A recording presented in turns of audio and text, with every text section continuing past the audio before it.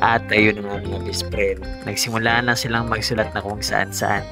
Kahapon sa notebook lang nila. Ngayon, sa mga laruan nila at sa mga lagayan ng laruan. Ayan o. Ang tanong dyan, sino kaya sa kanilang dalawa ang maraming nasulat? Naku! Si Mami o. Hindi pwedeng magalit. Kit-kit ng mga baby. Ngayon mga best friend, aalamin natin kung sino ang mas maraming nasulat. At check din natin kung meron sa pader o kaya sa iba pang mga lagayan ng parador. O kaya tingnan natin sa mga laruan baka meron din silang nasulat. So sino ba kasi nagsulat niyan? Ay, bilog oh. Jack yan mo. Si Zack. Puro bilog-bilog. Mahilig magbilog-bilog si Jack yan. Pag bilog, si Zack. Pinuno ka mo. Pinuno nila yan kanina. Nagsimula na sila. Ala! Oh. Ala! Ala! Mas alamin. Ibig sabihin, kanina pa siya nagbibilog. Kasi Kanina. yung notebook niya, oh.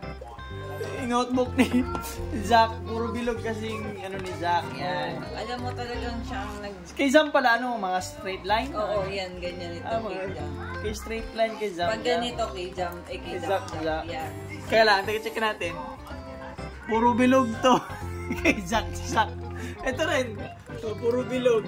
Yan, oh. Ubus nila yung notebook. Ang galing nila magbilog. Sana all. Tapos iba-iba pang color. Rainbow.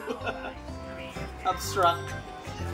Kaya lang ito sinulatan nila. Ano to eh? Tela, kaya binubura-bura ko. Buti wala pa sa pader. Buti nga, hindi nagsulat sa pader. Kasi binibigyan pa ng buti wala pa sa pader. Hindi ko alam saan nila nakuha yung pang color. Tinabi ko na yung pang color. Sino ang naglagay ng bilog-bilog doon sa doon sa lagayan ng laruan? Sino?